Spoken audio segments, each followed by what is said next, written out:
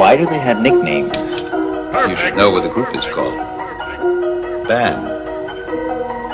BAM? Big ass motherfuckers.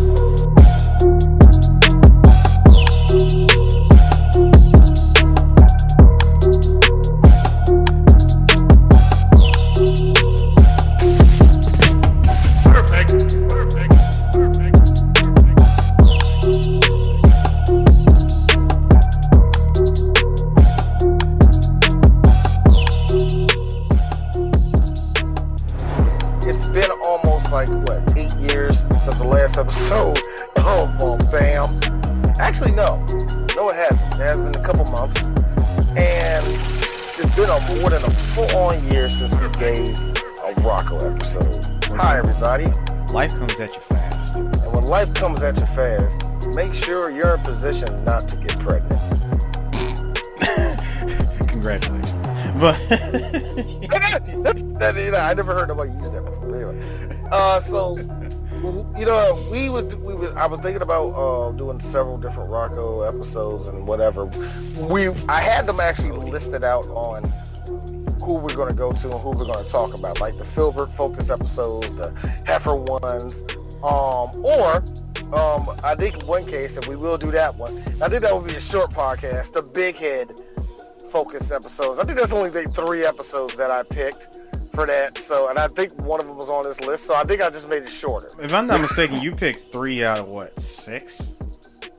For the big heads, there was Ed good, Rocko bad. There was She's the Toad, and I think the other one, if the other one wasn't selling the 7 Zzz, Old Foggy Frog. Yeah, Old Foggy Froggy.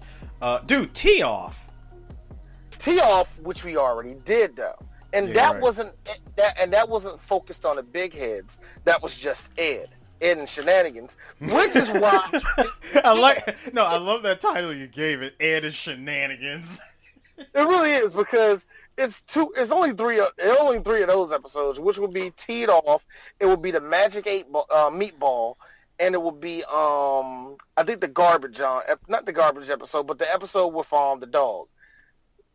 The one with Earl. Earl, that's his name, yeah. I was gonna call that nigga Chuck. No, that one. I know that one you're talking about, where Bev was the one who adopted Earl, which was weird as hell.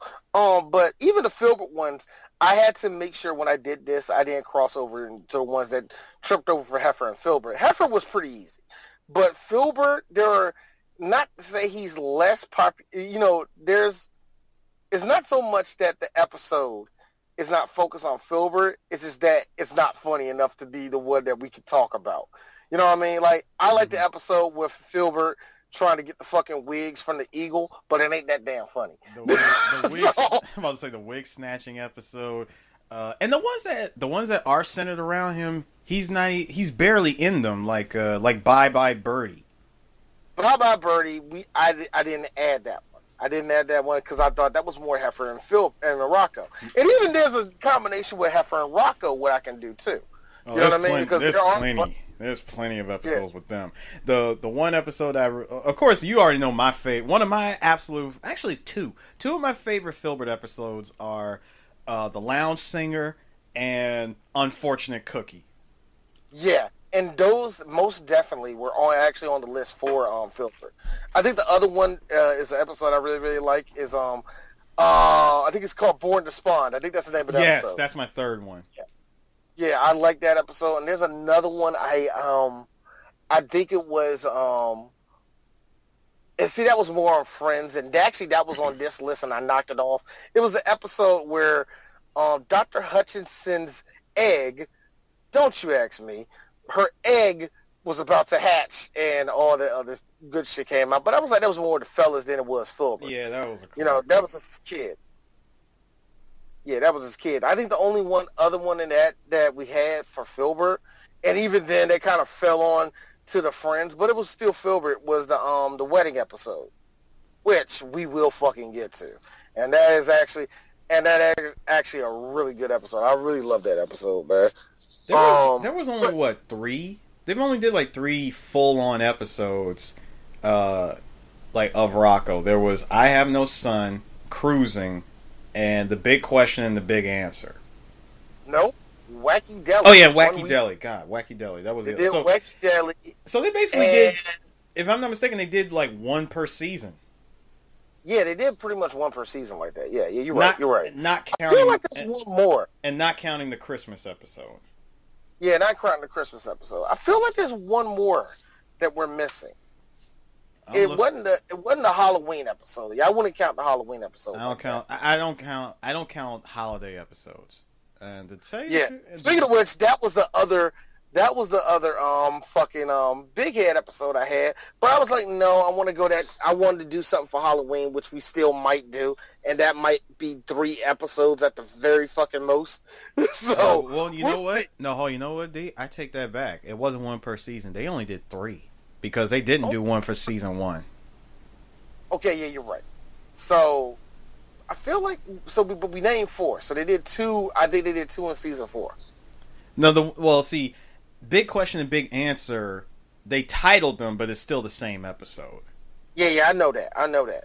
The other ones I'm thinking is because I know Cruising was in season 3. No, Cruising was season 2.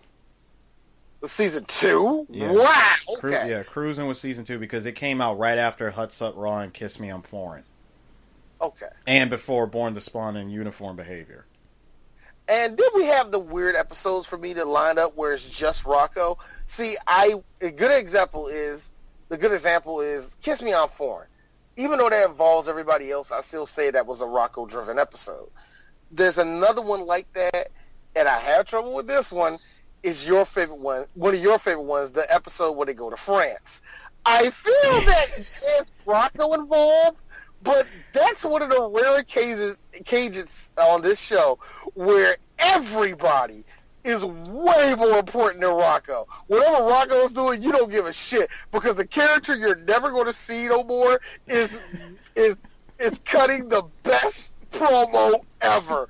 Yes. Slowly to the camera. Looks deep into the camera, the barrel of the freaking camera. How could someone do that without thinking of the consequences? If word gets out about this, I'll be ruined. I have a wife and 2 kids to think of. Does that leave them? What about them? Why? I feel so bad for him because he literally snaps. Not only did this boss. Not only did he snap, D, when he held up the picture of his wife and 2 kids, it was a picture of a bowl of fruit. What the fuck is wrong with this cartoon, Eris? I keep asking you this shit. You never answer me. The fuck is wrong with Rocko's my life sometimes? The 90s. Oh, that's the only answer I could give you. It was the 90s, alright? It was the 90s. Alright, it was the 90s. And it was a lot of shit. Like, put it this way. It was the 90s, and it was a damn good era for Nickelodeon. Watched a lot of look, man. We was watching this, 90210, Blossom for some reason. Blossom. Shit was on. Shut the fuck up. Don't start that shit. Young motherfucker don't know how it was in the 90s. I'm gonna hate y'all niggas. Now, I know. Paris is gonna be Thanksgiving. We're all chilling. I'm at somebody else's house. I'm chilling. Yeah, what y'all young kids know. Back in the day, we had a thing called Snick. Hey, Ty. Yeah, shut the fuck up, my nigga. Here's B. Snick sucked, alright? Snick sucked. You know what? Eris, I love the fact that we're so anti-Nickelodeon. I mean, for good reason. We're more like the golf kids. Stupid poser. Stupid poser. I mean, I only feel that way about Nickelodeon just because of the way they handled the way they handled themselves from the late 80s and the 90s, where you look at what happened to Nickelodeon Studios and how that place was pretty much abandoned. You dug up the time capsule, moved it, buried it again, but you abandoned the place that it was buried at. Okay, good shit, Nickelodeon. Yeah, this is the fun thing about that, because for me, Well, not for me. When I was looking up, I was just like cruising on the internet, on YouTube, and I tripped over this thing called Defunctland, and it was talking about how Disney dumped all their money into this thing called Club Mickey, which is supposed to be their version of Discovery Zone / Chuck E. Cheese / whatever. That. Yeah, I remember that. I love Defunctland, by the way. But yeah, keep going. Yeah. I've never seen this channel. I'm interested as hell. I want to see something what went down with Universal Studios, Nickelodeon Studios, whatever. To me, I think Nick just ran out of money.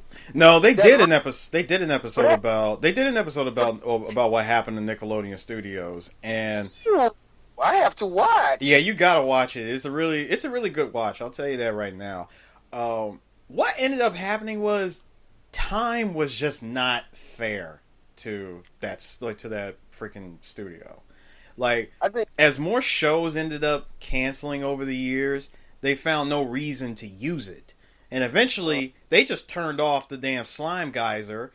I'm sorry, the slime fountain. They turned that off, and they ended up getting a new studio, which was right across the street. They ended up getting a new studio, and the old studio is still there. They got new paint over it, but no one uses it. There's like nothing there. I mean, I'm sorry. There's remnants of stuff that's there, like for example, the live studio audience, the the crazy stuff they had like on the walls or whatever. Stuff from Guts is in there.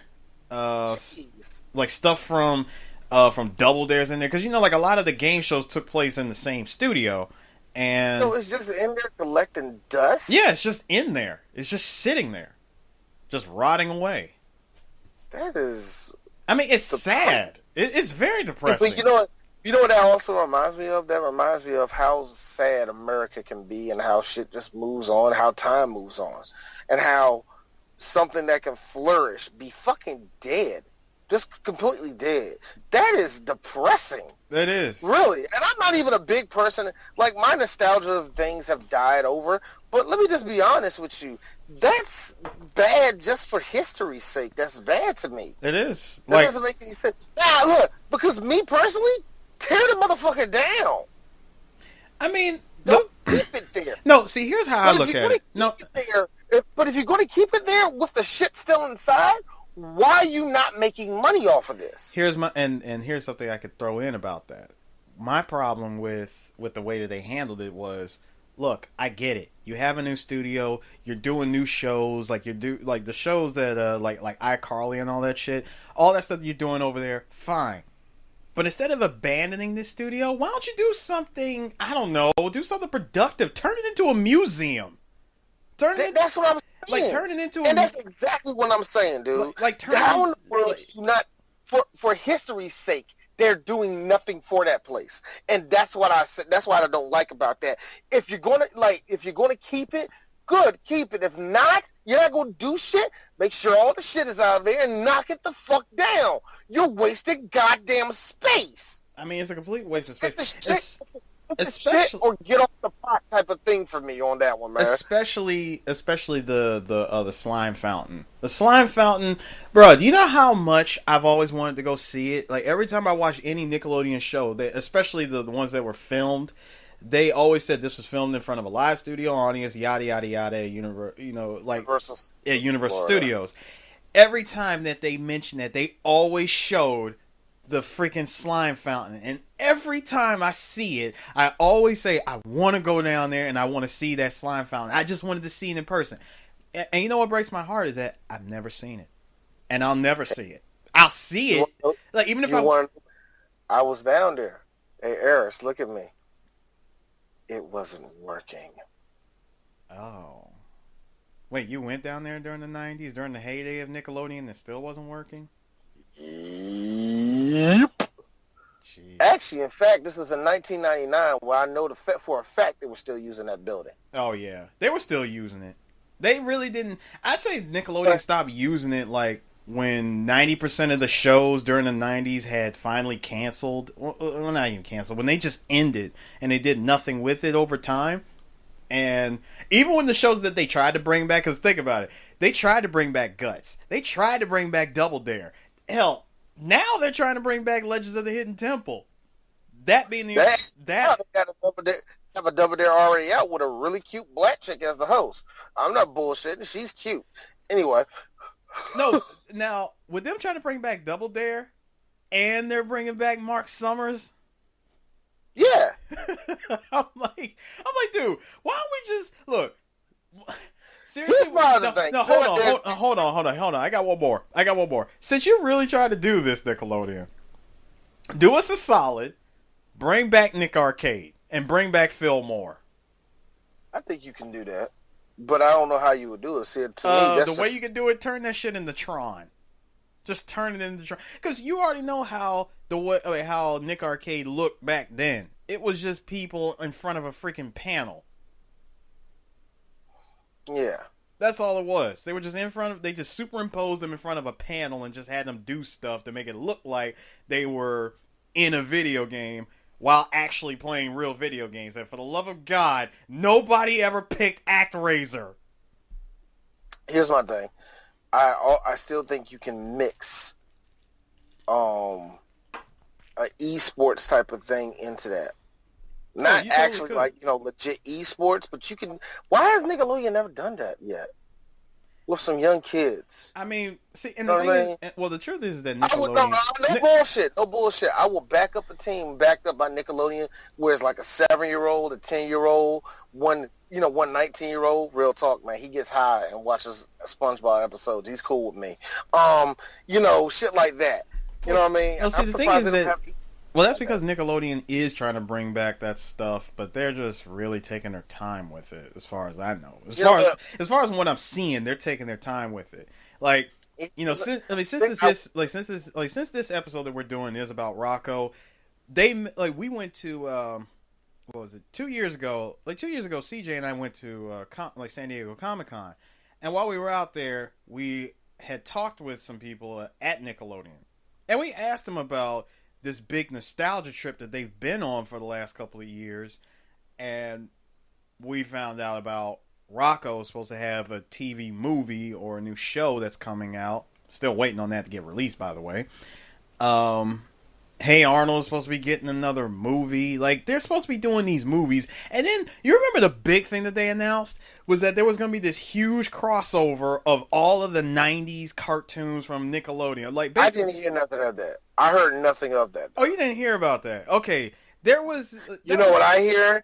It is... Hold on, real quick. Is the rumors true about Rugrats coming back out? Is that really true? That is a rumor that I believe is true. That... They're supposed to be. They're supposed to be doing another. No, see, but this Rugrats is supposed to be. Then it's basically the Boruto. I know it's Boruto. It's like it's Boruto. That's what it is. They basically made these kids finally grow the hell up even more to where they got married and shit. It's gonna be creepy because here's the thing. I'm cool with it evolving, but now because I know how 90s and 80s kids are, we're going to be saying, see, I told you they was fucking. And see, I hate that. I fucking hate that. No, nothing could ever scar my 90s nostalgia memory more than seeing probably one of the most memorable episodes of Rugrats turned into a meme, and it's the one where Angelica dunked her face into the freaking bucket that's of soap and water, and it just happened to be filled with chocolate chip cookies. And because she's such a damn fiend, she just said all fucks given, jumped right into, she just dunked her head into that freaking bucket and made herself sick eating cookies. Now, what happened was this shit turned into a meme, and the meme was when, oh god, this is so disgusting, but it's BAM, so I'm gonna go ahead and say it. The meme was when she tells you to let her know that you nut and you don't tell her, and it was a freaking gif of Angelica. Oh, no, it is. I know that one. Yeah. Angelica reamed her hair. She reamed her head back, and bruh, her eyes was like opening like one eyelid at a time, and like her face was like, her mouth was like covered in the freaking soap and shit. I'm like, thank you, internet, thank you. You taking a memory from my childhood and you just shat all over it. Now, granted, You know what? Now hold on. It's funny. Disgusting, but funny. I let it go. I think it's because she's more human.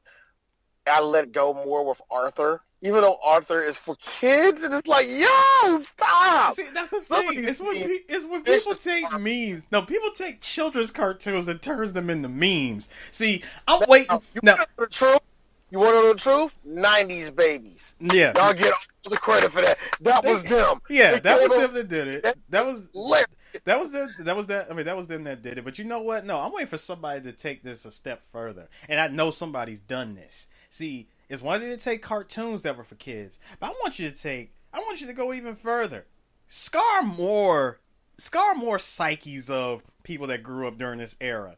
I dare somebody to go into whatever episode you could find of Eureka's Castle and make a meme out of it.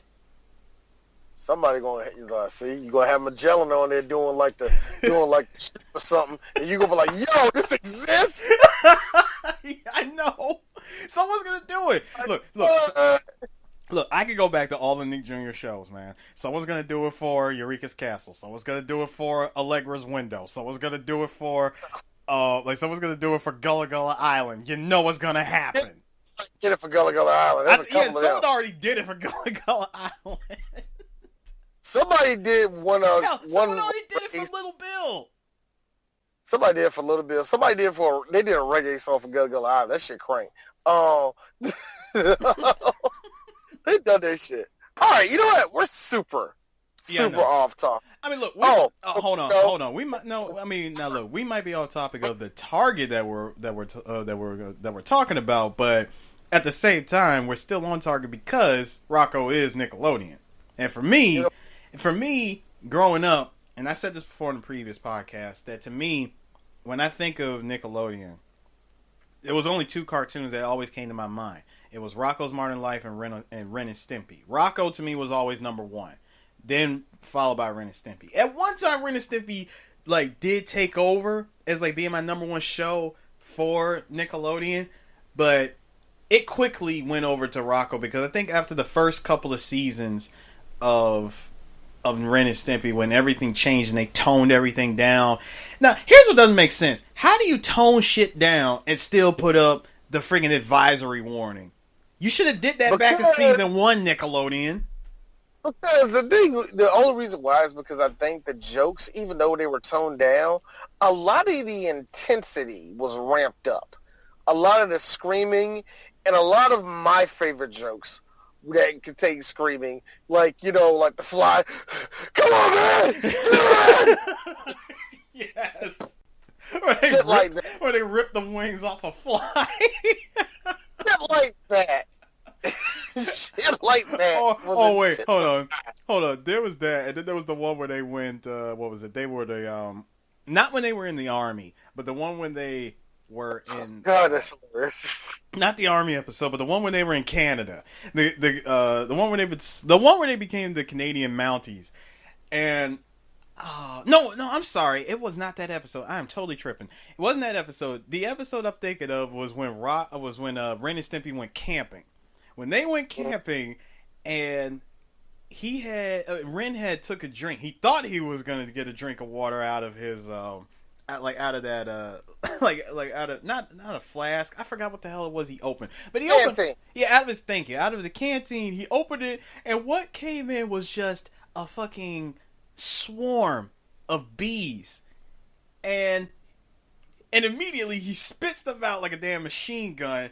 But the very last scene from that shot showed a bee literally digging his stinger into Ren's tongue, pulling himself out, separating his body from the stinger, and flying away. There was a lot of that. Just a lot of really crazy shit. I'm like, there dude. was a lot of guts. There was a lot of guts. I remember one time. Hold on, D. It's the fact that the bee jammed the stinger so deep into Ren's tongue, and he was so proud of himself that he broke his stinger off. Exactly. Here's the thing that killed me with that. Like I said, you saw guts of the stinger. Dude, the thing that gets me with that was, I remember one time, it was in a Canadian episode, somebody threw their appendix in the air and shit flew out. That did happen.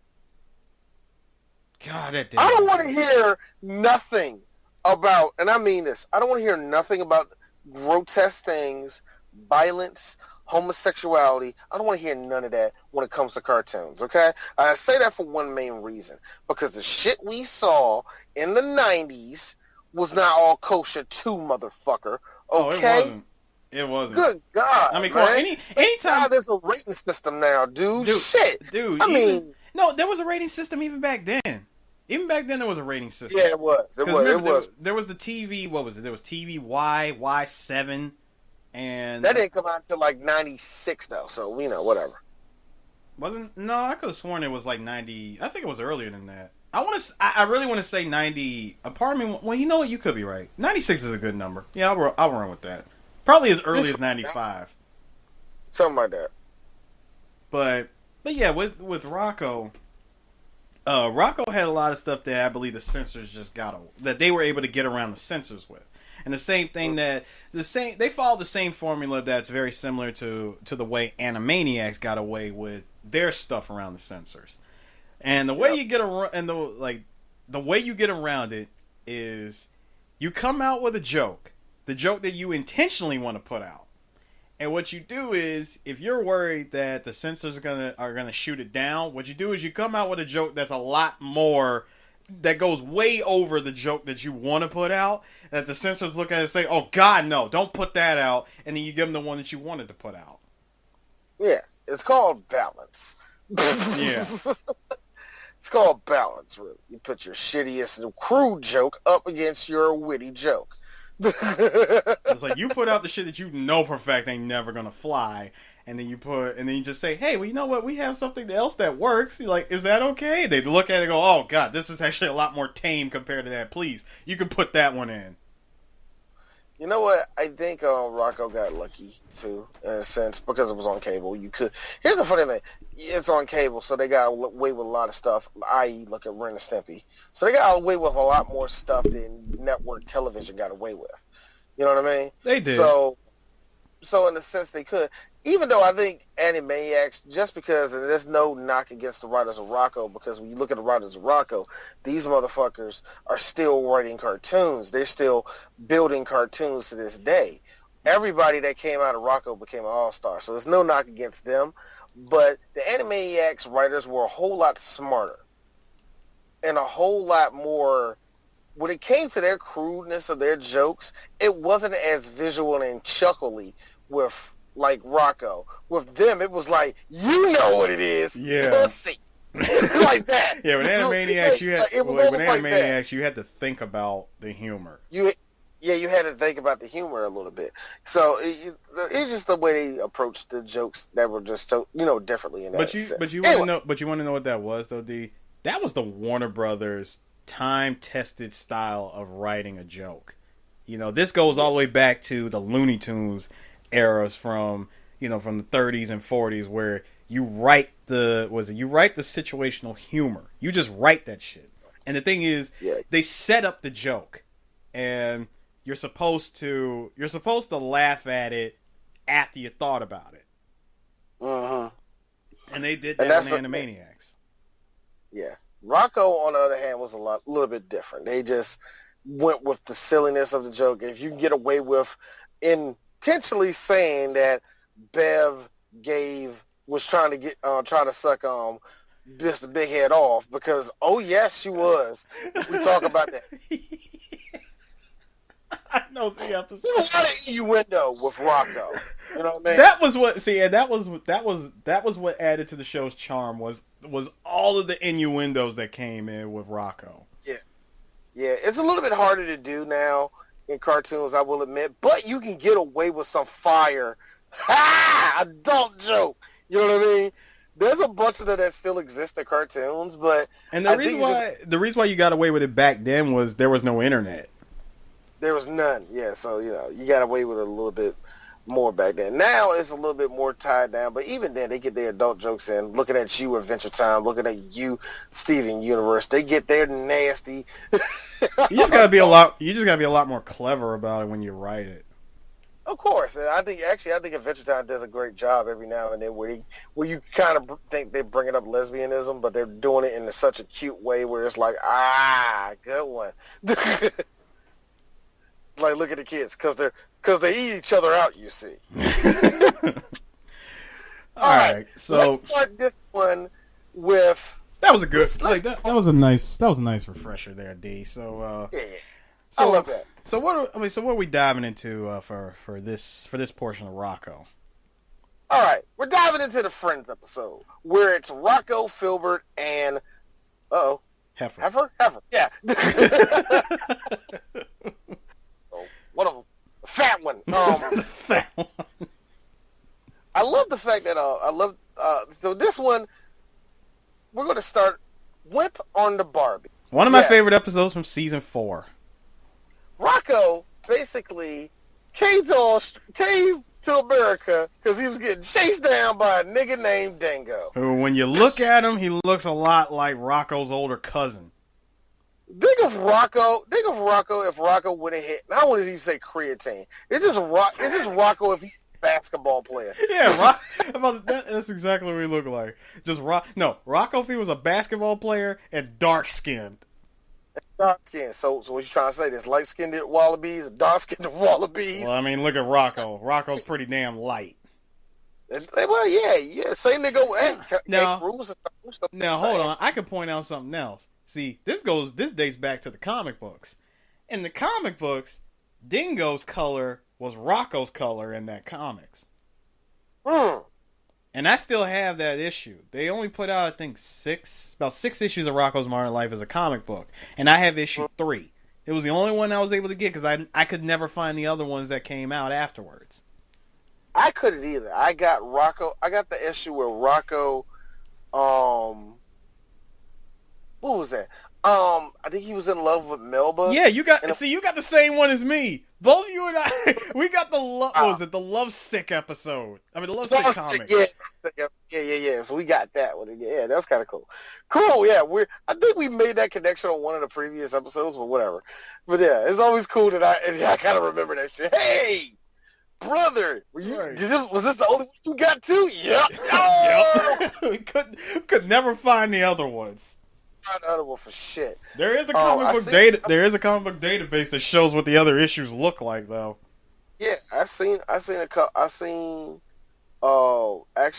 other ones at a couple of cons. I forgot one of the cons. I think the one up in Philly is where I seen it at. But whatever. Rocko's mom calls the house while Rocko was outside because.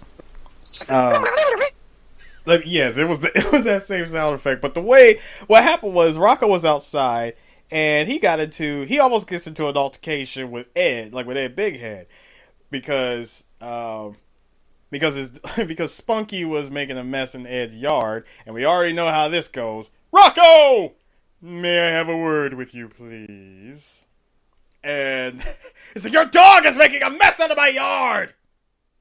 And of course, Rocko, being Mr. I don't like to get into, I'm not very good with confrontations. Bev comes in and breaks up the whole thing, and... Stop it, Ed! Leave him alone!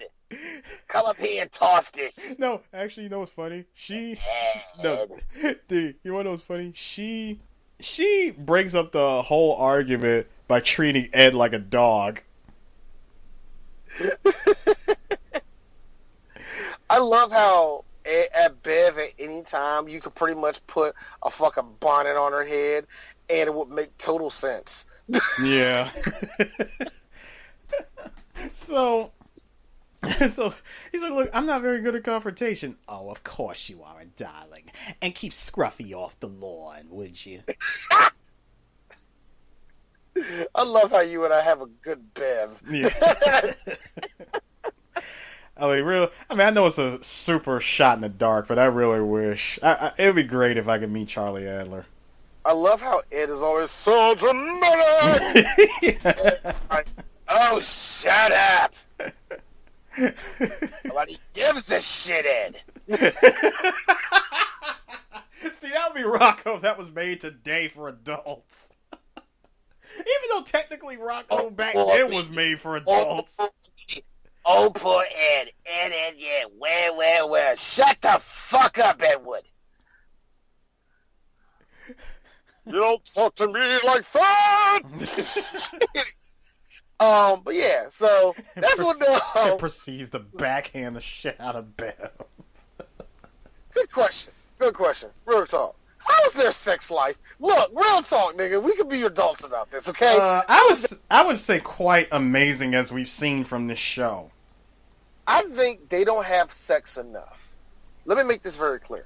I think that married couple that love each other, they just don't fuck each other enough. Maybe Ed works late, and he's just so hyper-focused on his fucking salmon bushes.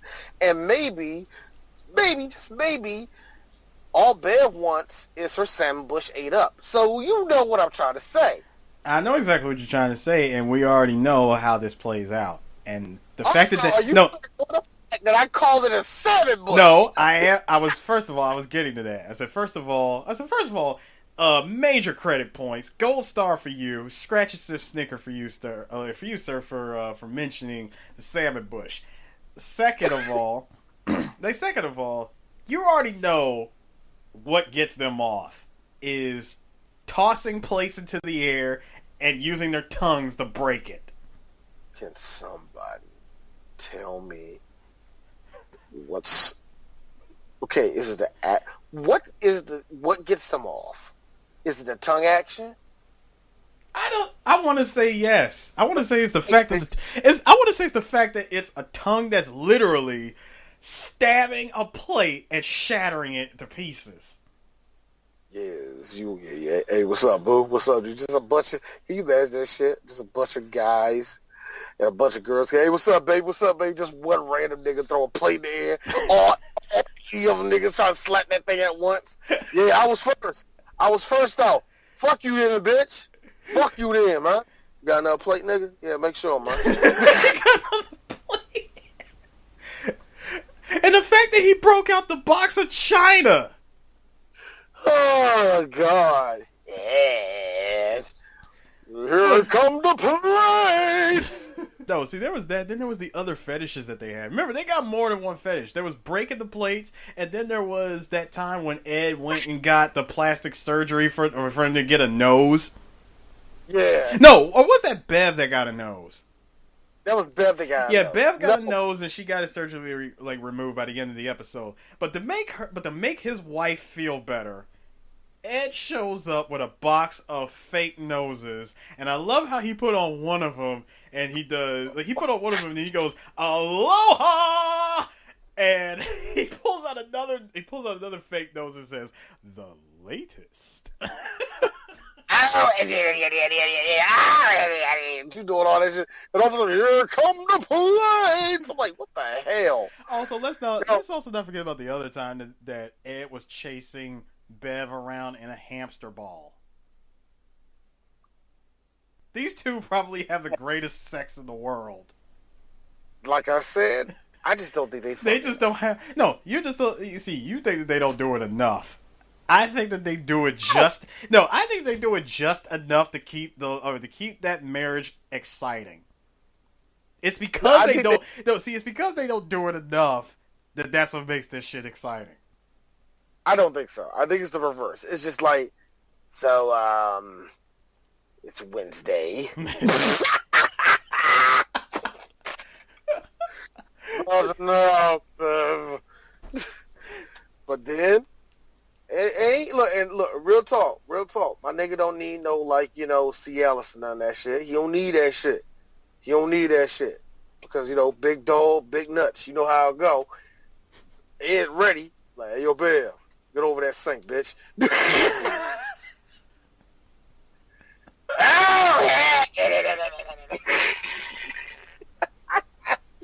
All right, back on the Dingo about to fuck shit up. So Rocko finds out that so we don't know who breaks it to him that Dingo's showing up. Oh, both. See, first of all, D, this was the part where Rocco's mom calls the house. This was purely me and you. Heffer and Filburt answer the phone, and they answer the phone. Heffer imitates Rocko, talks to his mom, and Filburt, of course, throwing in a bunch of just random shit. Like, and my favorite one is, hey, I got a shrimp on the Barbie. And I love it. Like, now, they told that Dingo going to show up. I love it because you immediately hear the sound effect of a dog gurring and a woman screaming. Rocko! Dingo! Dingo's coming! He freaks out. Lock the door. Close the curtains.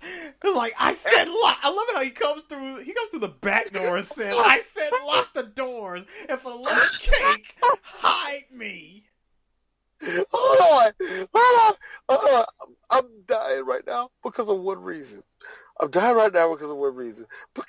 then, in terms of you, me, and Chris, I'm Rocko right now. Wait a minute. Are you going to flashback? Yes. Oh my God, that's Three Black Geeks. Oh God, that's funny. Y'all don't understand that shit. I know there's a bit of an inside joke. That's me. Like, D, you all right? Yeah.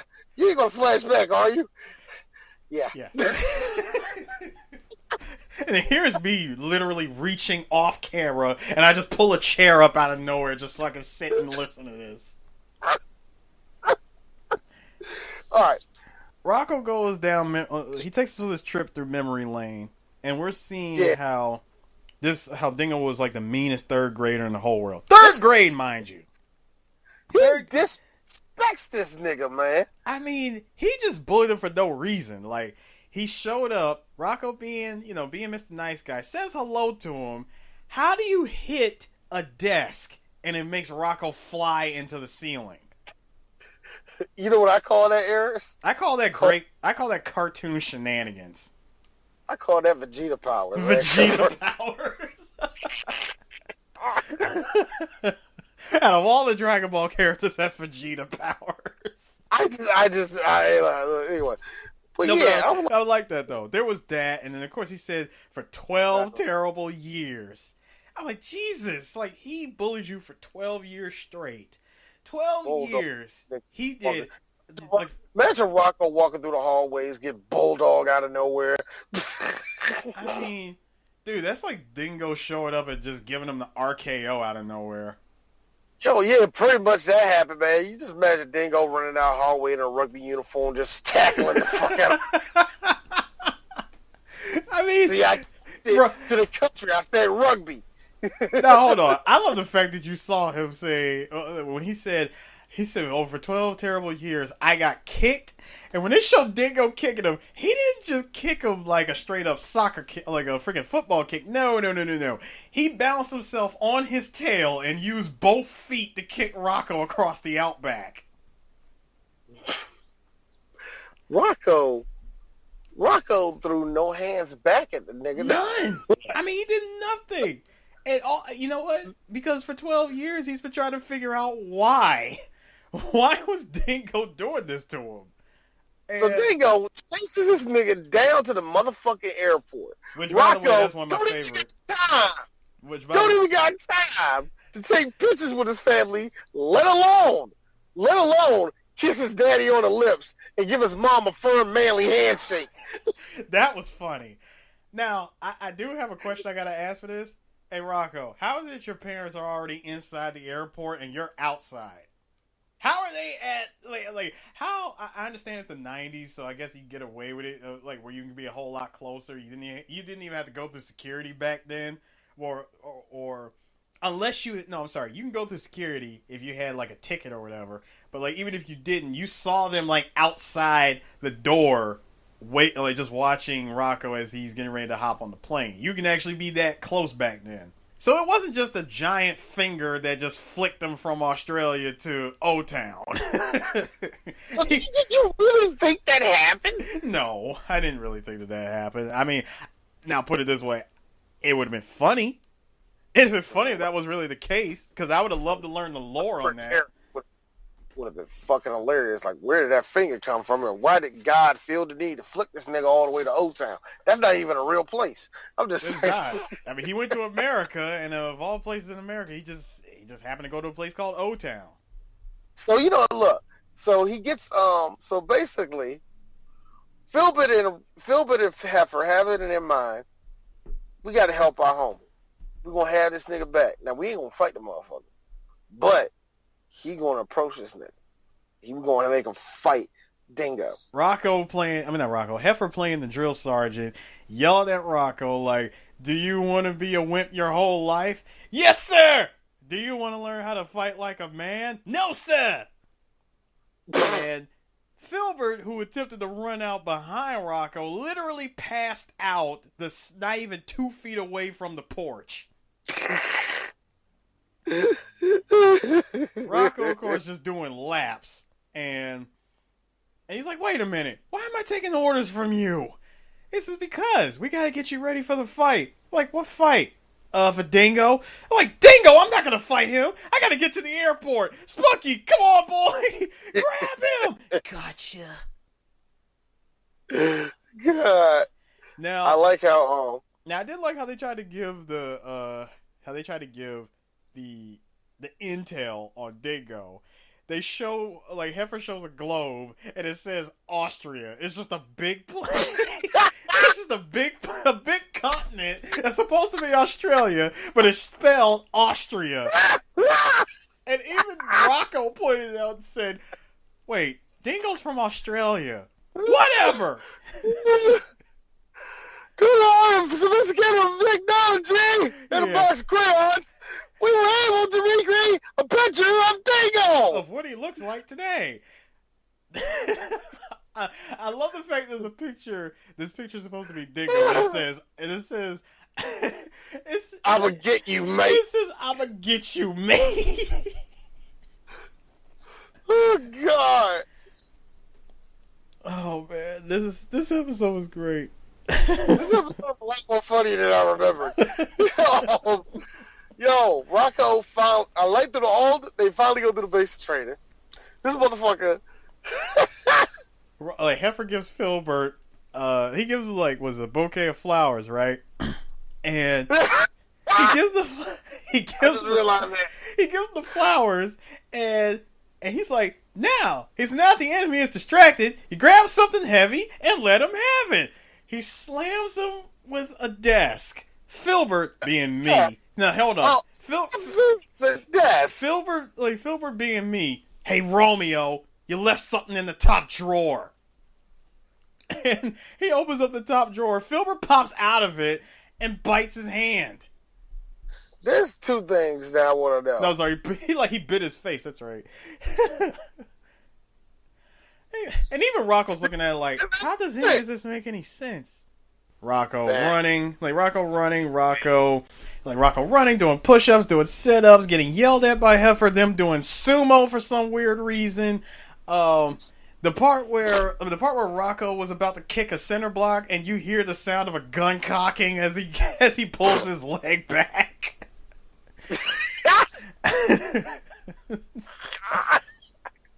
So finally we get to the part where Rocko is blindfolded, has on the karate gi, doing a whole bunch of crazy shit, leaps into the air, and not only bites the marshmallow, but bites Heffer's hand. In comes Heffer. No, it makes it even better. Shaw Brothers sound effects. Yeah. You're right. Here come filming. All the Yorks is free. And him slowly trying to turn around and run away. Rocko just going to town on him. Turns back, decides to chase down Heffer. And eventually he stops running and he notices the poster of Dingo. Now, Heffer had to drive Filburt. Like, come on, Filburt. It's like, you're gonna be okay, buddy. They get to the car. They get inside Rocko's car and lock the door. I like how Heffer locks the door, and then they show later on at night, and it goes shows him back still in the car. Heifer has not moved from that position of the locked door. He's so scared of what Rocco's gonna do. Rocko stares at the picture of Dingo, and he just tears off the face, eats it, and you faintly hear a sound effect of a dog yelping. Yeah, you do. But my favorite part, he didn't make the... Yeah, thank you. My favorite part, snarl. He's ready. No, see, it wasn't even that. They didn't even play. You would think that they would have gone that stereotypical. No, they did show the rising sun over Rocco's house, but they had like some real easy listening East Asian music that just played over, and you think it's the background music. No, that was just Filburt turning on the boom box. He just turned it off. So I am ready. He finally opens the door. About to give this nigga these hands. Every time he moves, it sounds like Bruce Lee, my nigga. He is so ready. He opens the door and notices and sees Dingo, and immediately faints. Like, Dingo, is that really you? That's right, my nigga. We're Hotep, man. Bro. And as you know, man, you could also be a part of this, brother. We're all the same. You a Dingo, you a wallaby like me, my nigga. Now I'm gonna see. I don't even use the word nigga no more. I just had to do that because I gotta communicate to you. Look, motherfucker, I'm trying to get you on to this, man. First of all, can you really? You know, a woman has a place in the home, right? You know that, right? You will know if you follow this, bro. That's all I gotta tell you.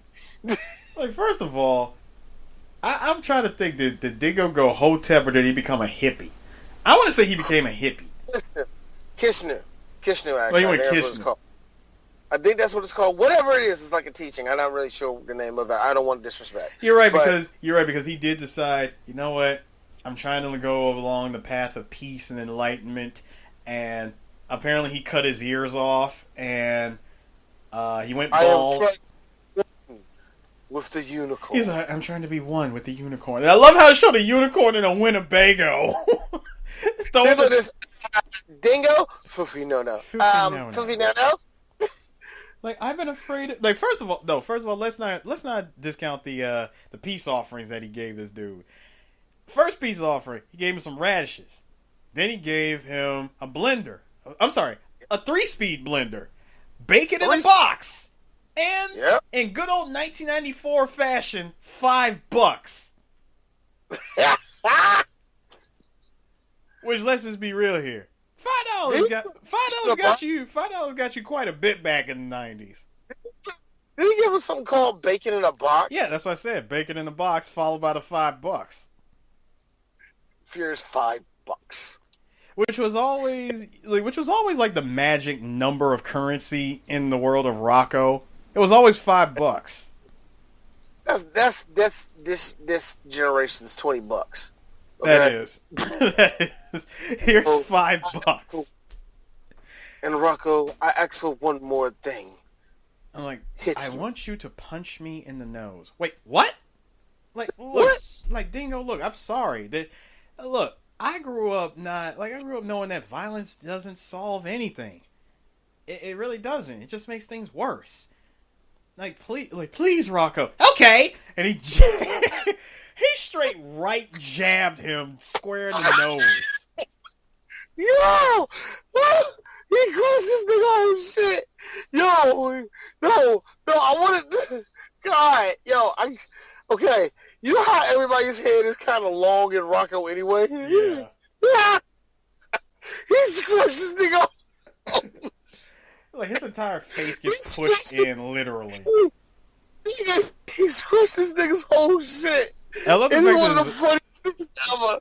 I love the fact that his eyes got smaller when he did that. Oh, Rocko fucked that nigga up. Off of one hit. Like, you could call it the one-hitter quitter without putting him down.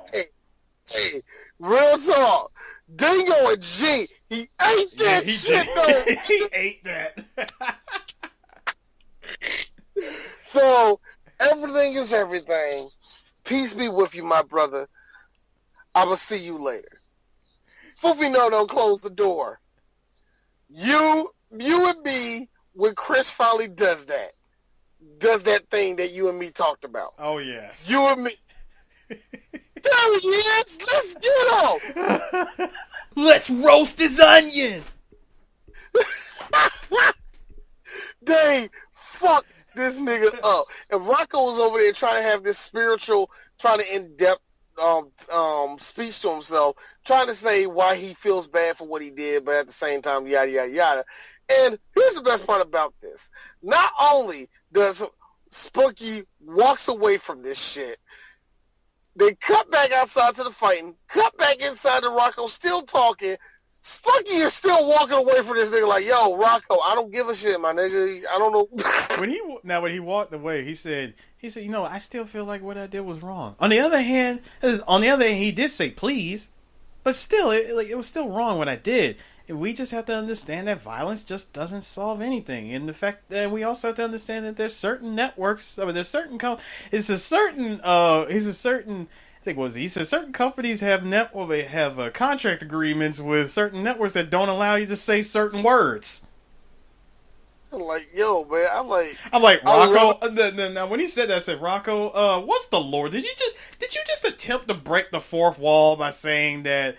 That Joe Burry and his company have contract negotiations with Nickelodeon that they can't say certain words? Yeah, because Let's Roast His Onion was replacement to Let's Kick His Ass! And that would have been so perfect. That would have been. Oh my God, that would have been so perfect to hear Mr. Lawrence raising his voice saying, let's kick his ass. And that was, wow, that was funnier than I remembered it. That was another whip on a Barbie. Oh my gosh. Holy shit. That episode, that episode was quite, that episode was literally 10 minutes. But it's 10 minutes of probably, it's 10 minutes of probably one of the best written episodes of Rocko. Yeah. That's why I picked the Friends episode, because when it involves Rocko, Heffer, and Filburt, it is, I think they're the best episodes. Where all three are involved. Much like when I look at Bugs Bunny, I like Bugs and Daffy the most. Like, I like that pairing up, of them.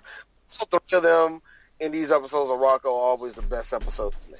Speaking of best episodes, let's talk about one of my personal favorite episodes. Sailing the Seven Zzz. Oh boy. This was a classic. I mean, this episode starts off at the opera of all fucking places. Ed gets up. Ed is sitting up there with Bev. Bev is like, trying to mess with Ed's shit. She's trying to give him a handy J in the motherfucking opera. Real talk. Bev thorough as shit. Have you seen that ass, nigga? Yes. It hikes up in the air and shit. Fuck yeah. I'm like, brother, there is quite a reason why he married that woman. Yo, man. Anyway. So, my man's going in the opera. Yo-ho, yo-ho, yo-ho, yo-ho. And Rocko, and Mr. Bighead is like stuck. He goes back to when he was a kid.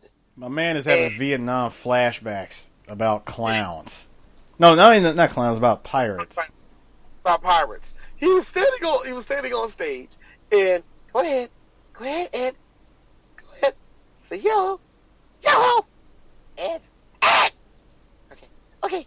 All right. Get the treasure map. Get the treasure map. And I like how this is a big, gigantic white man's hand that grabs the parrot and just chucks it at Ed's hand. And Ed starts crying, "Mommy!" And everybody in the whole opera stops and look at Ed having a fucking mental breakdown. Because that's what the fuck it was. This was a comedy. That nigga was having a really mental breakdown. Ed truly just hit his fucking midlife crisis. He never got over that as a child. That happened when Ed was motherfucking 7. And Ed at this point in the story has to be at least 57. That is 40 fucking years of not dealing with that shit. So he officially hit his midlife crisis right there. Why does no one love me? I just want to, it's like, whatever.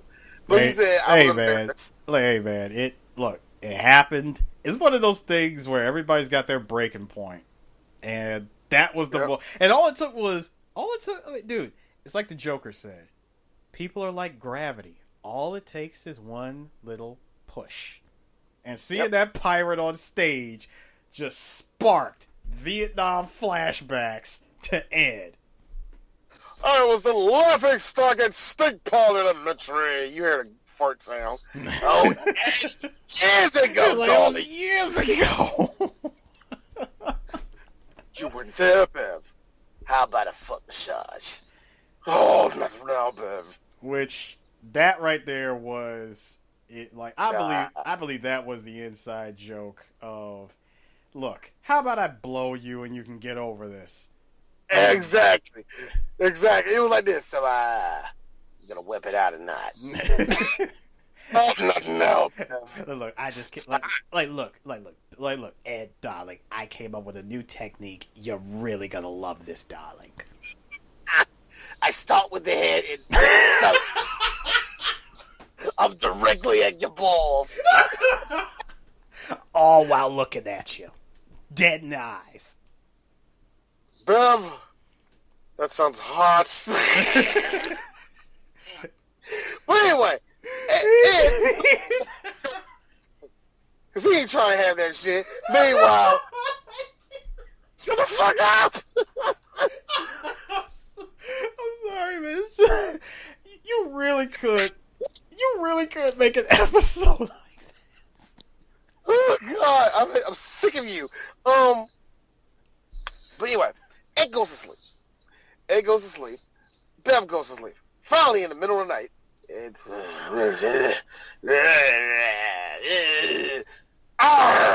Yeah, of course he had one eye closed because, of course, he's a pirate. No, I love it. Now, okay, he was sleepwalking first, right?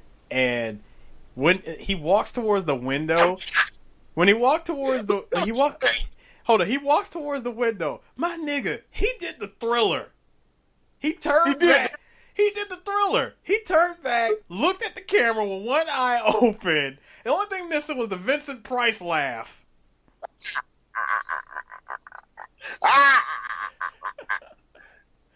I like how he stepped on Bev, and Bev was like, the part we didn't hear when he got off. Okay, now put your tongue in there. Oh, God. Now, hey, look, you laughing. Here's a real mystery. Which hole? Anyway.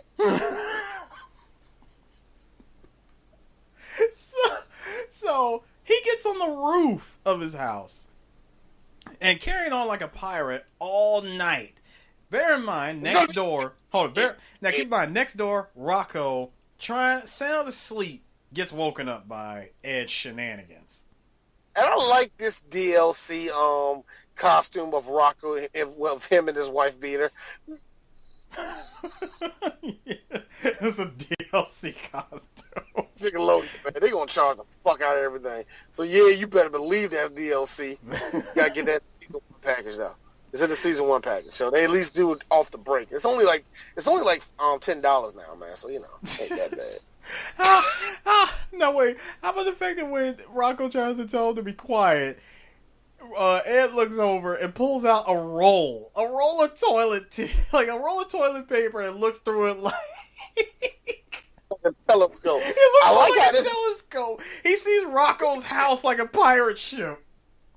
Look, this motherfucker. I like how Ed is just big balling, and he can take a big ass roll of 2-ply and just chuck that shit on the side of the fucking house, whatever.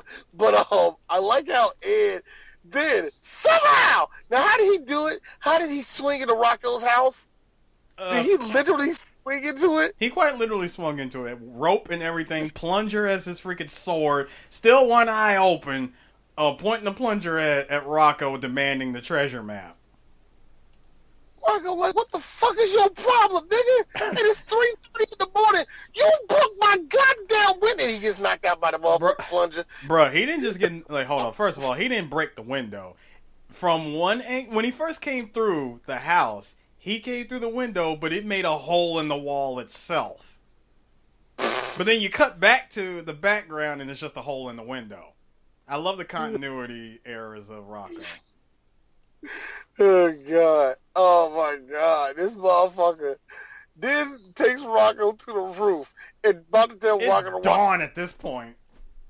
And Rocko's like, look, nigga, I gotta go to work in 3 hours, motherfucker. And eventually,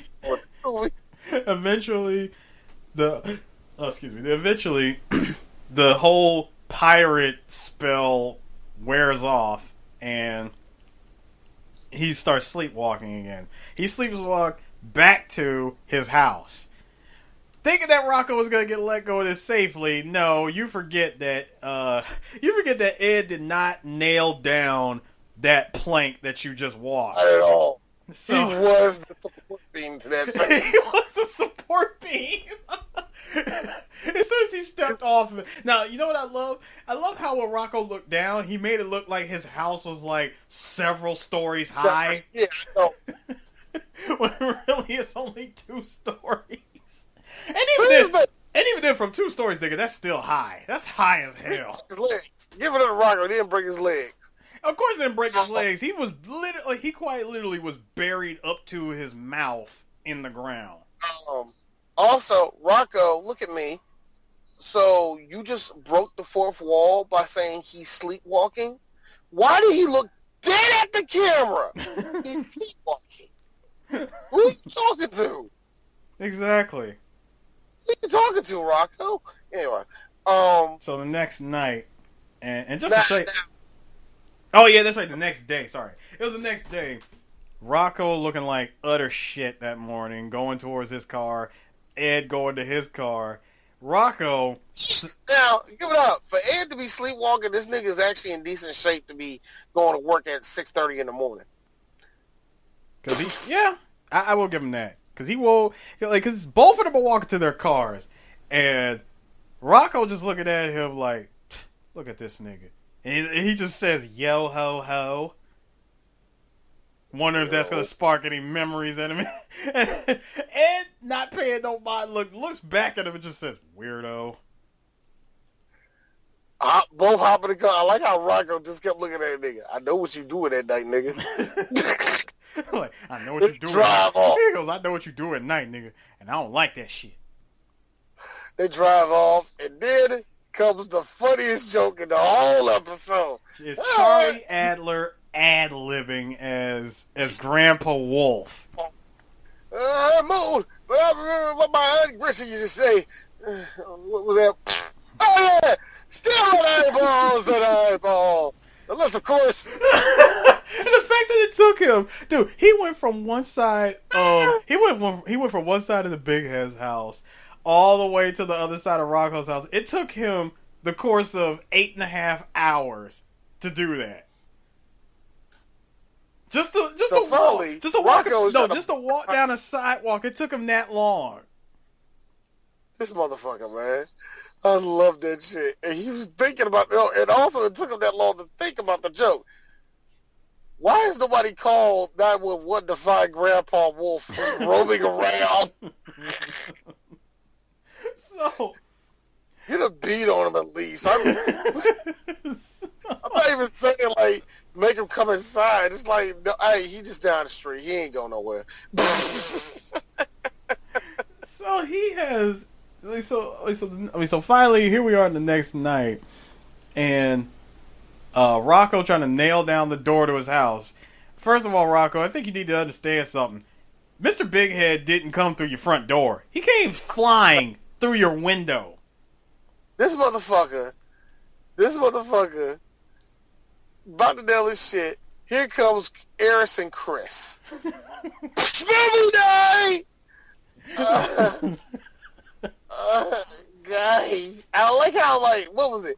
The nails were smashed on his face. No, they were in his mouth. They were smashed into his mouth. He got a black eye for that shit. And on top of it, half the drywall came with him. He was like, guys, I really need you to go. You can't do it today. Mr. Bighead been driving me bonkers with his noise, and I don't know. Wait a minute. Mr. Bighead thinks he's a pirate? Yeah, he did. Mr. Bighead thinks he's a pirate. Shut up! Like, it's not funny! Like, he's been keeping me up all night about his about his treasure map stuff, and it's driving me crazy! Why don't you just give it a map? And I love the look on Rocko, like, why the hell didn't I think of that? Here's me as a kid. Don't look at me, Rocko. I said that 4 seconds when he was looking for it. Like, make him a map. He's like, just give him a map. I'm like, God, why didn't I think of that? So Heffer, quote unquote, drawing a map. He says, so you got the map together, Hef? Almost. Like, what is that? That's not a treasure map. Of course not. It's Filburt's mom. Like, oh yeah? Well, here's your mom. I like how he's just drawing a circle, for one thing. Yeah, and he does. I like how Filburt fucks up the circle, because you later on see him erase that shit. Yeah. Where he's like, damn, I don't know what the fuck I'm drawing now. Now Rocko, of course, is like, oh, for the love of God. He just grabs a sheet of paper, makes an island, dots it like crazy, and throws an X on there. I'm like, there you go, Rock. Something you should have did several minutes ago in this episode. Okay, like, he tells Filburt and Heffer to go, but they're like, we want to stay. No, I need y'all to go. So finally they go.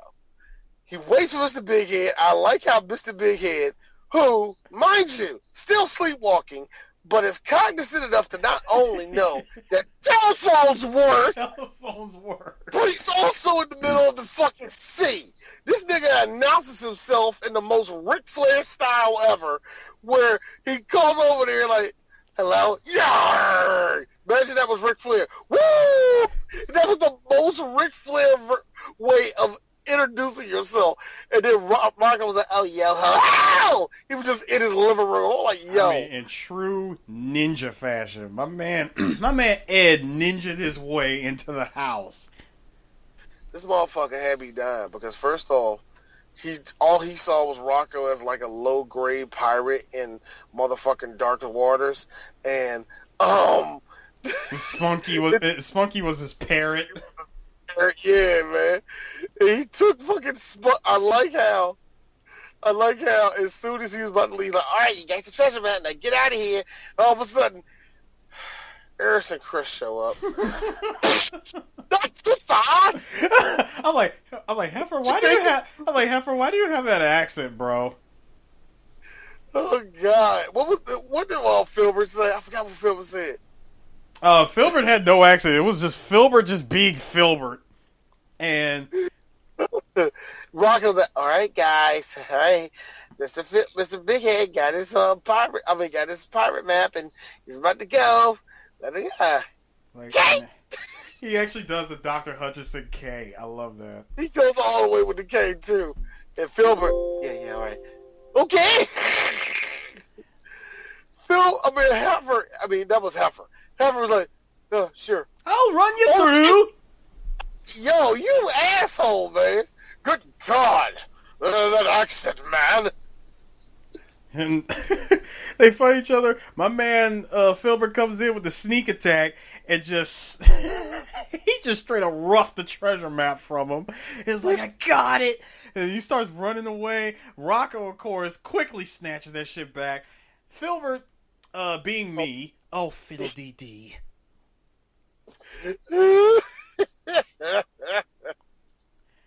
And so so the chase goes all the way up to the roof.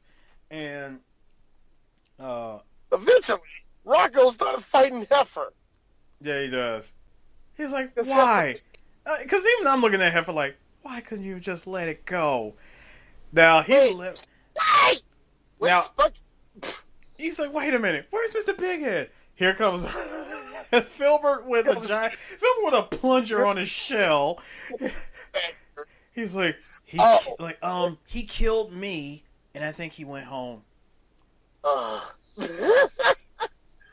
Ed Bighead took Spunky hostage, pulled out the dryer, and started loading it with bowling balls to be his cannon. And shot him at Rocko's fucking house. And they actually caused damage. And he went from cannonballs to just loading up whatever he had in the house. He went from a cannonball to a microwave to a television to a toaster. Just anything in his house. And it worked. And somehow, Rocko's house is sinking. That was funny. Rocko, we're sinking! My question is this. So, Mrs. Bighead, she's like asleep, is she? She is. And I also like how he took the treasure map. Rocko took the treasure map, folded it up into a paper airplane, threw it at Ed Bighead. The paper airplane hits him in the eye that was open. He closes that eye and opens the other one that was closed. The other one.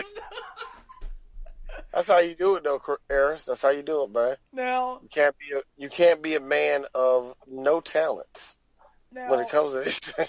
Now, what I like was he did that, and so he looks back at Spunky and says, "Back to your owner from where you came from," and he just tosses him out the window. Animal cruelty, my nigga. And Spunky! And then here comes you, Eris. Me with the assist. Here you are, Rocko. Thanks, Filburt. Ah! I love how he screamed first, took the rope, thanked Filburt, went back to screaming again, and swung over just so he could catch Spunky. D, what's your question for this? What's that connected to? You know what, D? There's quite literally 2 minutes left in this episode. Let's just get questions. I hate you for that. Rocko. I mean, they did. Mr. Bighead digs up in his backyard the little monkey squeaky toy that Spunky was playing with. That just happened to be buried in his yard. Yeah, and then Mr. Bighead wakes the fuck up. What's going on here? It's like, you were actually, never mind. Is it the less I know about your frat house shenanigans, the better I feel. And then, he does the big disrespect. Nigga, that's my dog's toy, motherfucker. Why you going in the house, nigga? Now, yo, do you see what the fuck you did to my house? He walked back in the house and said, "Now get off my property, or I will call the local authorities." Call them, nigga. Call them. You're fucking sued. Actually, no. That's manslaughter. You going to jail tonight, nigga. I'm like, bro, do you know how many laws was broken in, like, it just I don't care what night? Told you know, nigga. I don't care what told you know. I guarantee you Kaglama gonna fire you tomorrow for this shit. Like, dude, out of all the things that happened in the course of one night... Your life is ruined, bitch. Like, in the course of one night, the following things took place. You shot shit at Rocko's house. You caused his house to sink. You caused his house to sink. You tossed his dog out the freaking window. Animal cruelty, my nigga. You lucky the ASCPA doesn't hear about this, or fucking PETA doesn't hear about this shit. Dude, out of all the stuff that you've done, how are you not sued or arrested? Yeah, immediately. I'll call the local authorities. Call them, bitch! So how do we end this, Eris? We end it perfectly. He got over, he managed to get over his pirate, he got over his midlife crisis of being a pirate. Now, Ed got the squeak toy, and he went back to bed.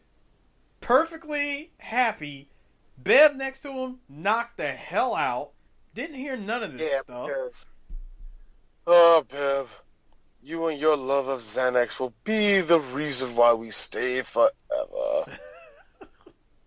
My man goes back to Awesome. sleep. My man goes back to sleep with the biggest smile on his face. Yep. And the next morning, Bev hears about it, and Bev said this. Okay, two things, Ed. Ed, okay. Is he pressing charges?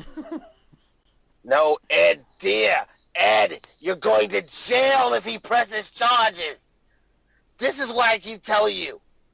You know what? This had nothing to do about the pirate. This had nothing to do about the pirate. What are you talking about, Bev? It had everything to do about the pirate and the thing that happened to me when in elementary school that I just brought up out of nowhere. It had nothing to do with that. I keep telling you, go to the doctor.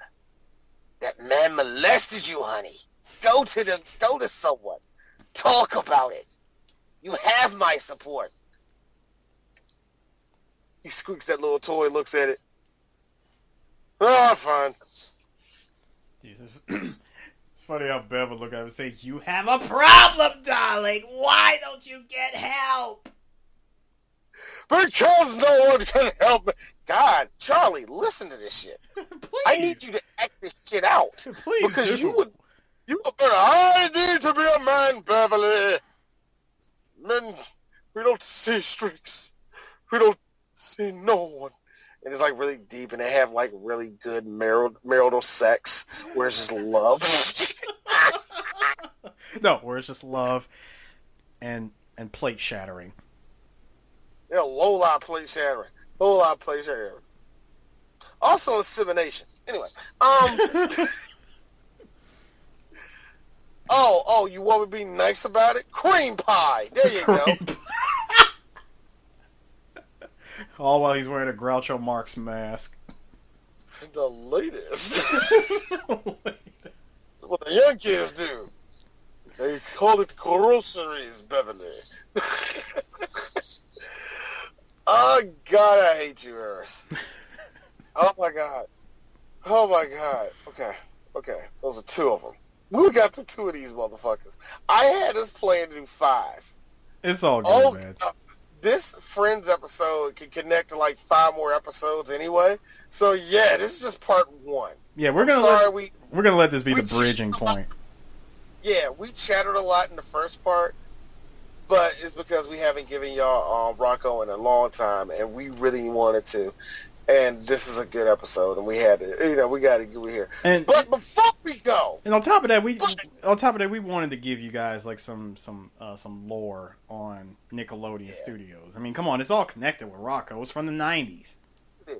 Of course it is. I remember actually in the tour, Carlos Alazraqui was used as an example of the voice acting that they actually did at that studio at the time. And he was like not on the tour, but I think his fucking like they show like archival footage of him, you know what I mean, or some shit like that, so yeah, it was something like that. So there's connections to it. I remember that as a kid. That actually stuck out to me, probably because I was like the only kid that gave Rocko a chance, and it was in his second season, and nobody was like, oh, that shit ain't that good, that's just wash, nigga. It's all about fucking Rugrats, man. They've been showing the same 18 episodes over and over and over again. Good lord. They ain't never like, good lord, between that and Doug. Fish and Chumps. Yes! This episode is a classic because it was one of I will say this. If there was a popular episode of Rocko that I knew everybody watched as a kid, there was like 3 in the first season, and for some reason, everybody in my class watched this episode and referenced it all the damn time. Well, the whole episode... It happened to me as a kid, man. We all knew this episode. We loved it, man. Well, dude, to tell you the truth, the whole episode in general was really good. Fish and Chumps and the one that came after that was Camera Shy. Both are really good episodes. Both are really good episodes, man. Camera Shy to me is more popular amongst everybody that love Rocko anyway. But this episode is a fucking killer, man. First off, the boys go out fishing. It's time for the boys want to go out fishing. So it's in the middle of night. It's in the break of dawn. Hey, Hef, ask me what time it is. No, Heffer. No, Filburt. Ask me what time it is. Filburt, what time it is? So he says 5 o'clock. Yeah, he's like, it's 5 o'clock. Heffer already knew it was 5 o'clock, but he was just so happy about that watch that he got. What kind of watch, nigga? Like, Timex. I mean, it was a sport.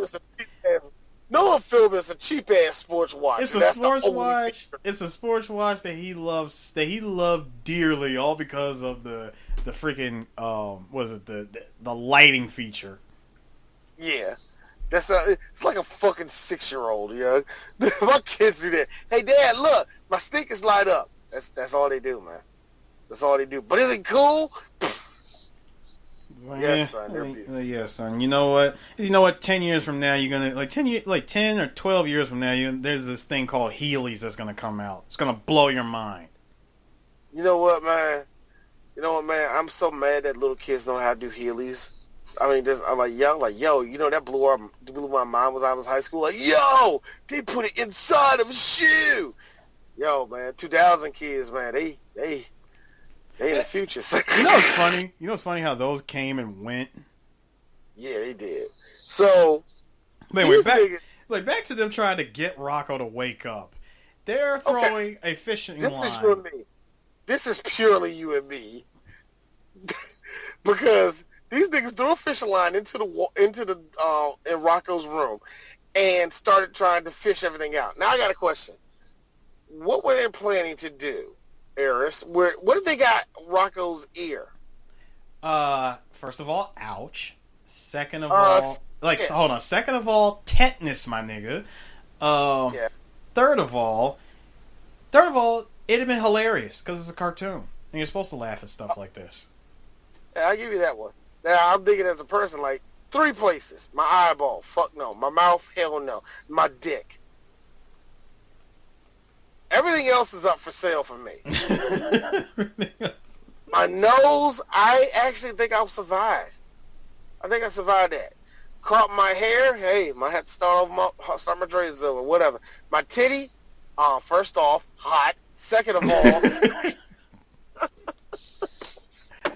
they throw. Now, what made me laugh is they pulled literally everything out of his room. They cleaned his room out by throwing out that fishing line. Yes, dressers, motherfucker, dressers. They pulled out dressers. They pulled out everything. Hell, they even pulled out Spunky. Yeah, that laundry basket, and then it turned into me and you. Hey, Filburt, gross. Gross, get it off. So, finally, way after sunrise, they managed to catch Rocko's bed. And straight up ejected him ejected him through the window. He's like, what the heck is going on? Hey, Rocko, you promised to take us fishing today. Yeah, man. Oh, yeah, I did. Hey, wait a minute. The sun's up. Yeah, it's 8:45. Anyway, let's go. Like, okay, cartoon. Let's just move this along. So they get down to the pier and they meet up with the captain. Now, this captain, I laughed at the idea of this captain. First of all, he's got 2 peg legs, he's got 2 peg legs, wooden hands, and go ahead and say it, D. I'll say it all the way, sir. Yeah, go right ahead and say it. Is your leg also wooden? Wooden arms, wooden legs, wooden eyes too. Oh God! Everybody, they was like, "Oh shit, Rocko, what did you do?" This motherfucker then goes into one of the greatest dialogues I have ever heard in my life. There I was, selling the 7 Zzz. Before the bridge pointed to my back and the phone to the front, I gave it a Bentley. I belted him really hard in the head. No one knew what happened. And then blammo! Everything was dark. Sure I was, singing my own moisture, singing to myself, well, you came here. So I took on 5 more of them and beat them down with his breastpipe. And everybody was there. Davy Jones' locker, all the monkeys were there. Mickey Dolan's locker, too. I said, listen to me, you big chip. If you're going to tell me. He loaded up. Now, he's telling this story while loading up the boat. He loaded up the wrong goddamn boat and just threw him off. Which left the boys all alone. So they decided to just say, screw it. I'm sorry, Eris. Hey, Hef, ask me what time it is. Cue the next scene. Yeah.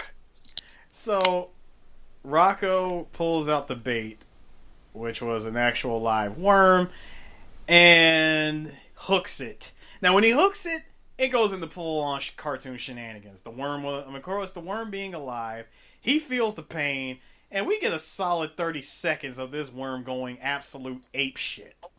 I think to myself, Carlos Alazraki had to do that take at least 3 times to me. And even then, it wasn't good enough, and he did it 5 more times. Yep. That seemed like he stayed in the motherfucking studio for a while doing that one. You know what I mean? That wasn't a one-take one. I mean, he goes in and eventually, like one screen wipe later, we see the worm with a bandage. We see the worm with the bandage. He's like, okay, forget the live bait. We're going to use cheese. He actually pulls out a container of cheese bait. Cool. Now, he dumps the cheese. Before he does anything, all of a sudden, you see a gigantic albino squid show up. Hey, do you have cheese? Is that cheese you have? Oh, I like cheese. Rocko quite literally shitting himself, pulls out, hands over the cheese bait and takes it, and he is gone like a thief in the night. He's gonna fuck his sister right after that. Oh shit! So, man, that nigga had a lot of Cletus in his voice. Yo, man. I just love the fact that it's the mere mention of cheese bait that causes this squid to show up. So these motherfuckers go ahead finally dunk their fucking lines in, and you see Heffer doing what I would do. He is doing his best impression of the captain. Yes. He got two little things and all the floaters in his eyes. And before he did that, they decided to go with the hot dogs as bait. Here comes Filburt. Hey, Hef, ask me what time it is. Put a sock in it, Phil. Yeah. And they dunked the hot dog. Oh, yeah, that's when he threw it over. And, wait a minute. It's like, why does the hot dog keep coming back? Throw it again. Doesn't throw it in. It just hops on the deck. Wait a minute! And it just zips back underwater. And you're like, what is trying to get them? No, you know what? What made me laugh was when he threw the line real hard, it came back and it hit him in the back of the head. He pulls it up and says, "Okay, what is going on here?" Heffer being real quick looks at the line and says, "Rock, look at the fishing line. Your hot dog is there. What is that?" And I agree with you. What the hell was trying to get them? Who was fishing underwater to try to get Rocko and the boys? I got an idea. Maybe it's a deep metaphor for who we are as people. We see that we hunt animals and we have to survive. Now, what if the animals can possess the same technology I'm digging too hard? It's probably fish. Oh, it absolutely is fish. See, but what they underestimate is just how smart these fish are. See, they threw out hot dogs thinking that was going to lure them in. No. They went right back to the drawing board and quite literally tossed up a cooler and had that thing sitting the whole time. So they open up the cooler. They open up the cooler. Like, Heffer's like, "Hey, it's lunchtime." Open up the cooler. "Oh man, these sandwiches are great, Hef. Did you make them?" "No." I didn't make them. Like, I didn't make them. Then who made the sandwiches? Filburt, did you make them? No.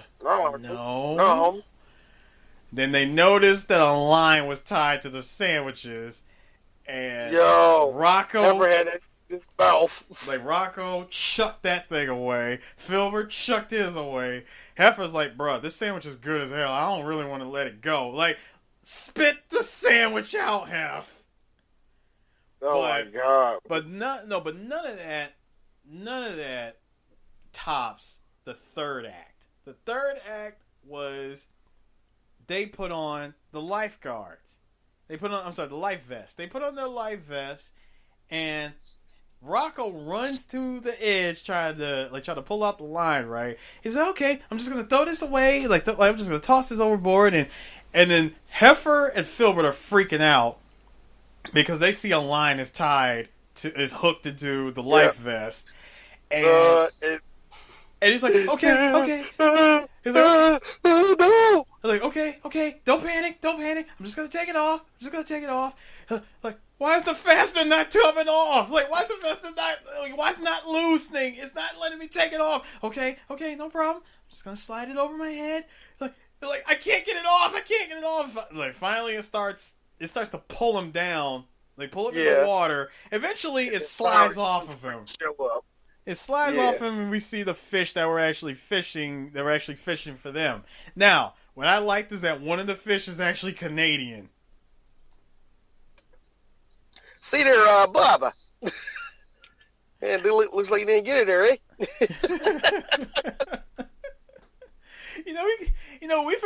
We forget to mention how many actual Canadian characters are in Rocko's Modern Life.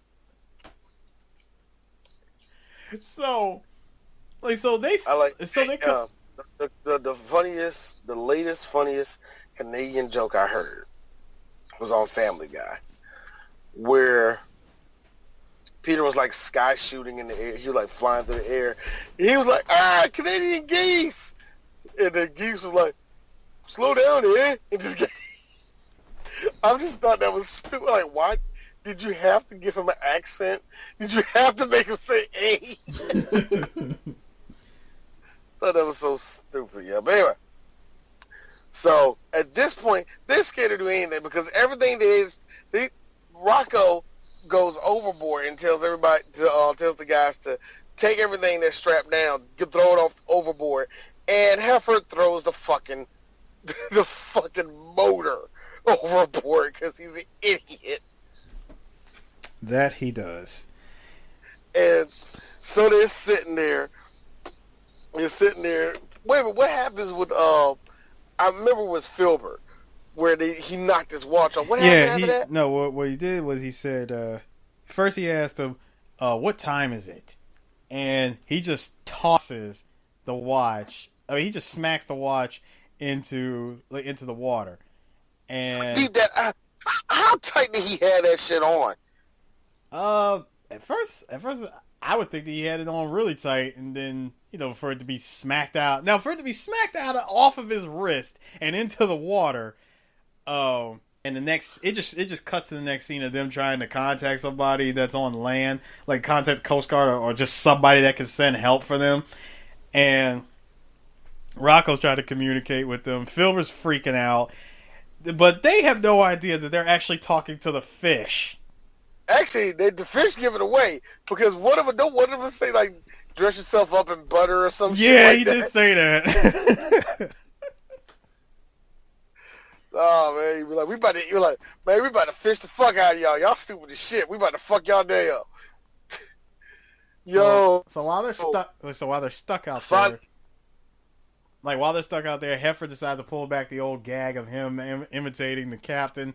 Filbert looking at his wrist like he just lost his best friend because that watch ain't there anymore.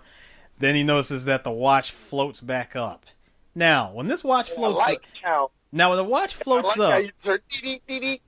Now, when the watch floats back up, I like how it floats back up in the same style as the yellow barrels floated back up in Jaws. I see what you're trying to say there, Eris. Are you going to be like every other nerd that loves Jaws and go like, see, that's a reference to one of the greatest movies ever made, D? I wasn't going to say that specifically, but this episode is, I would say this section of the episode is referencing Jaws quite hard because when Filbert notices that his watch came back up, the fish that used that watch as bait, he did the same thing that your boy, who was it, Dennis Quaid, who plays, he played Quint in Jaws, where he grabbed he noticed that the line was being pulled. he slowly puts both feet on that support, right? Like, he does all this very slowly because he knows something's about to happen. And Filburt comes back happy as hell, like, guys, I got my watch back. Look, check it out. It still works. Everything is great. I love how Heffer's eyeball with the floaters in his eyes just look down at the motherfucker, like the points of them are actually eyeballs. Yeah, and they fall out, right? And as they fall out because Heffer figures out, like, oh shit, this nigga don't see the line that's attached to it. And finally, these fish actually managed to get. They managed to get them. And I like how early, like just before that, the other fish like, oh, hold on there, because she see the line tugging. I'm like, oh shit, this motherfucking fishes this nigga out. They was like, oh no, they did all that, and finally, I like how your boy, the captain, shows up out of nowhere.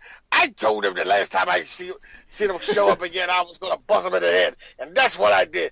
All 15 of them showed up, and there I was, no taller than a motherfucker, no taller than a stump. And I told myself, if you're going to take me on, all of you have to take me on at one time. So I did, biting in them all. It was a tickling contest, too. I won that, too. No one can beat me. I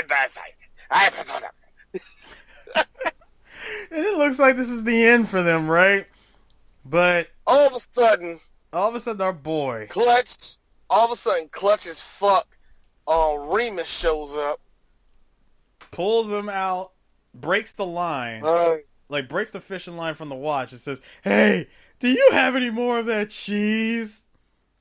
I gotta tell you something, man. That was a good aphrodisiac. I was just laying my No, yeah, I was right. I was laying my cousin.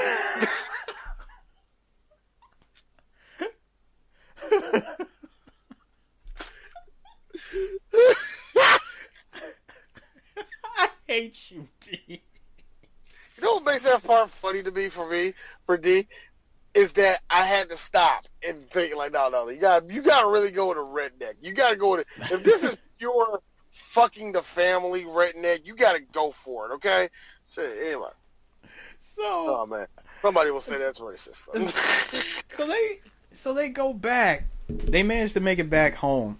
And they walk back inside. Everything is great. Then the fishing line comes out and pulls the house. The house, though. Here's my thing. Real talk. So there's no rules in Rocko ever again. None.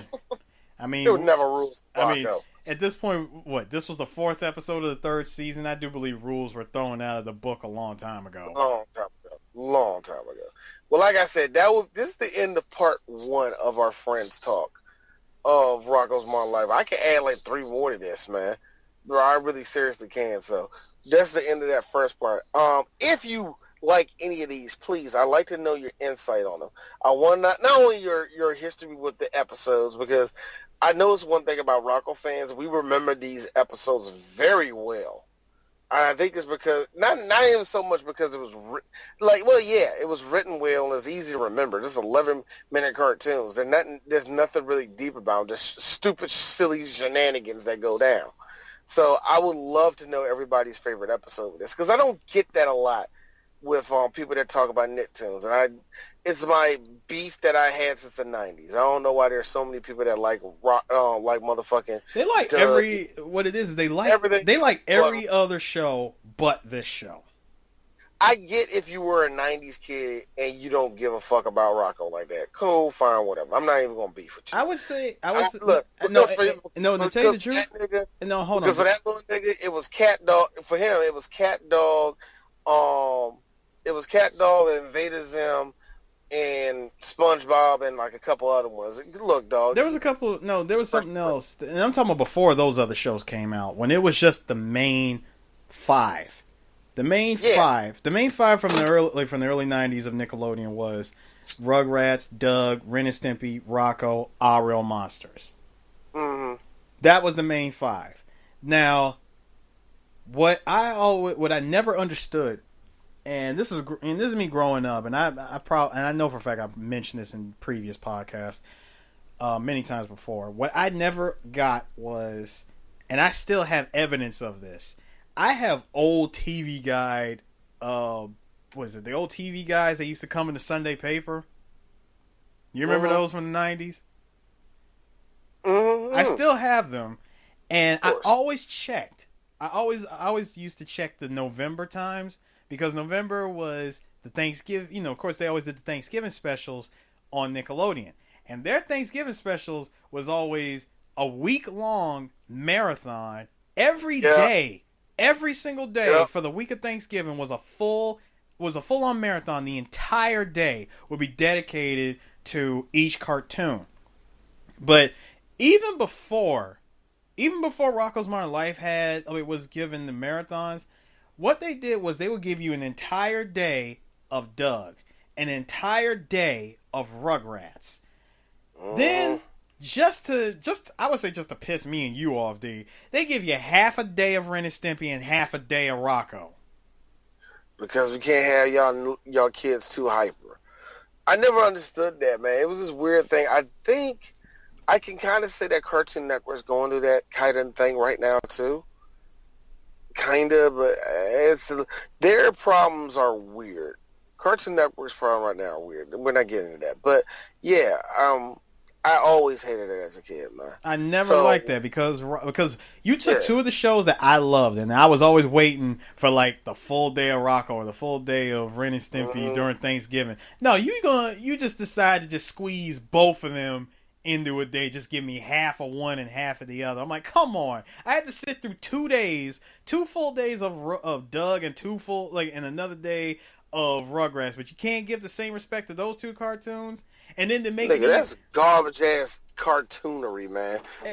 And to make it even worse, how's this? And how's this for Nickelodeon ain't being shit at the time?